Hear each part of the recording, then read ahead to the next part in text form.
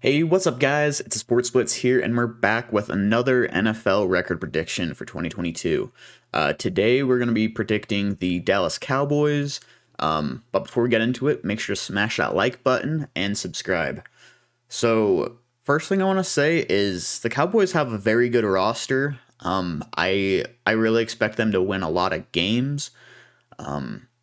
Mike McCarthy has proven to be a little bit better of a coach than I really gave him credit for. I wasn't a big fan of the hire when they initially hired him, but he's kind of proven to be, better for the Cowboys than I expected. So, yeah, it'll be interesting to see how the Cowboys do this year. But going into the depth chart, at quarterback, you got Dak Prescott. He's a top 10 quarterback in the league. Then they've got Zeke and Tony Pollard at running back. Really, really good running back duo. I think they're going to be really good at running the ball. At wide receiver, they've got CeeDee Lamb, who I really expect to take that big leap this year. And honestly, I could see him becoming a 12 to 1,300 yard receiver. I really do. Michael Gallup is still very, very underrated. I think he's going to be a very solid number 2 receiver. They also added James Washington from the Steelers, who I thought he had a lot of potential, but never really got too much of an opportunity with Pittsburgh, so I'm excited to see how he does there. Behind them, I don't really love the depth, but I could honestly see Dontario Drummond working his way up the depth chart to become their 4th or 5th receiver. I think he has a lot of potential, so I'm excited to see how he does. But then tight end, really they've only got Dalton Schultz. I'm not a huge fan of really anybody behind him, but Schultz is pretty dang good. Offensive line, I think it looks pretty good. They got Tyron Smith still. They added Tyler Smith in the draft. I thought it was too early to draft him, but, draft position aside, I think he is going to be a really good player in the NFL. So, good addition to the offensive line.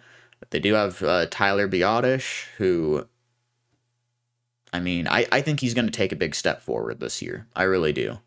Zach Martin has consistently been one of the best offensive linemen in the league. Then, they've got Terrence Steele. I don't know really too much about Terrence Steele personally.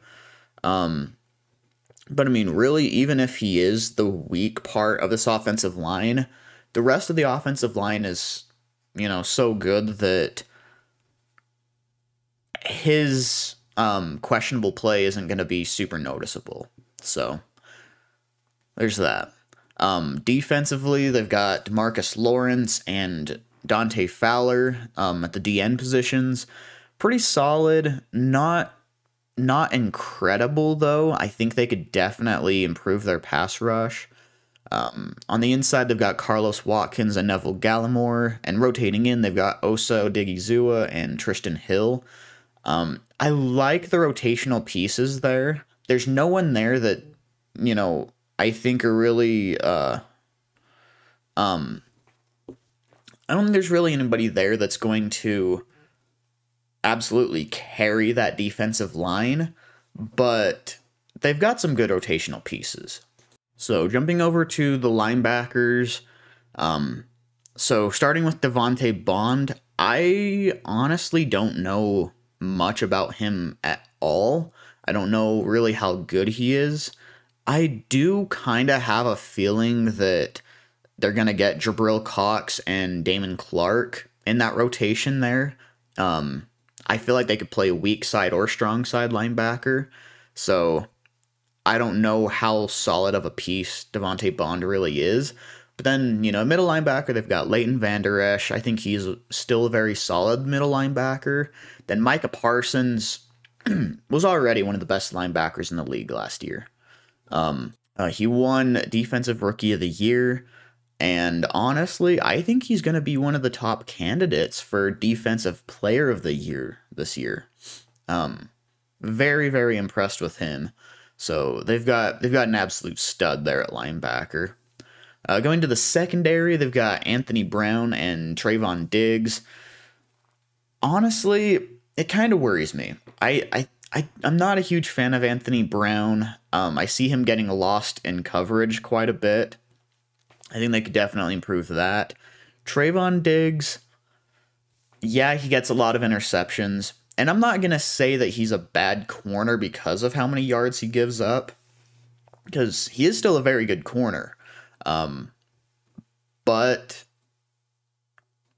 I don't think he's this defensive player of the year that a lot of people have been, I guess, raving about. I think it'd be very, very good for the Cowboys if they added in a corner there. In fact, I honestly thought they should have tried to go for Stephon Gilmore. I thought that would have really, really helped their defense.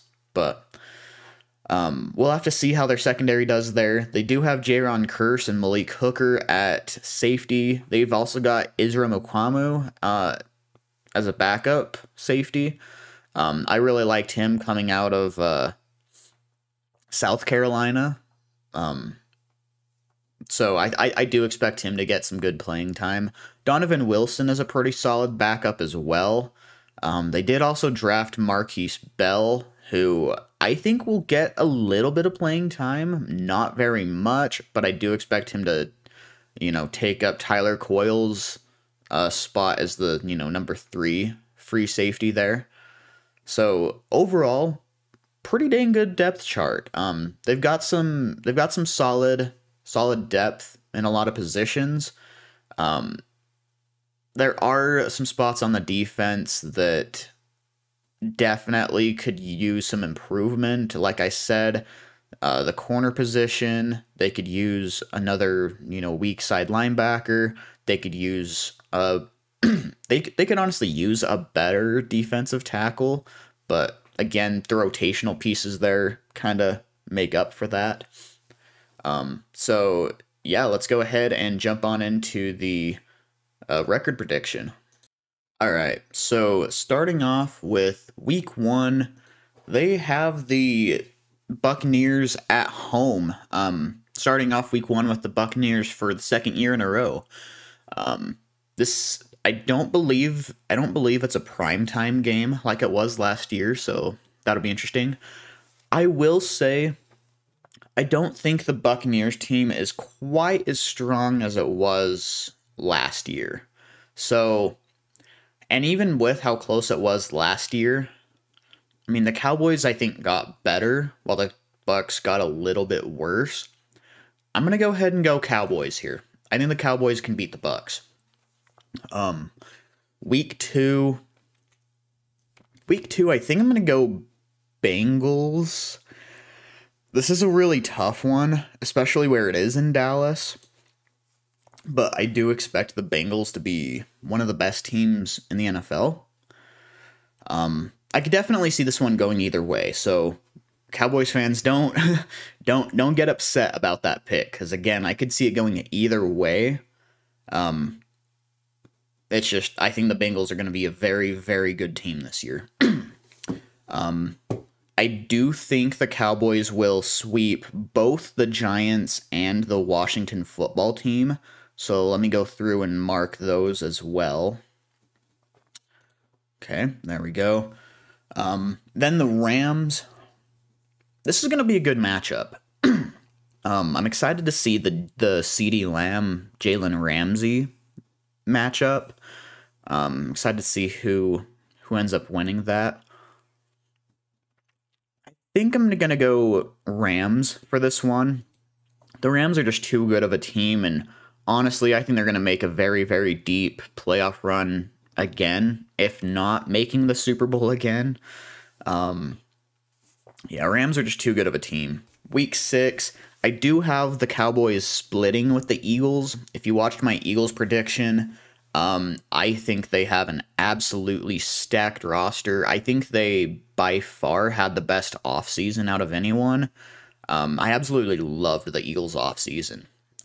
Both free agency and draft. I thought they did incredible. So they're a very good team, but I do think they will split. So I went ahead and gave them their wins in their respective stadiums. So jumping to the next 2 weeks, I do think they'll beat the Lions and the Bears. Okay. I mean, the Lions, I do expect the Lions to be competitive again this year. They were competitive in a lot of games last year. And they did get better this offseason.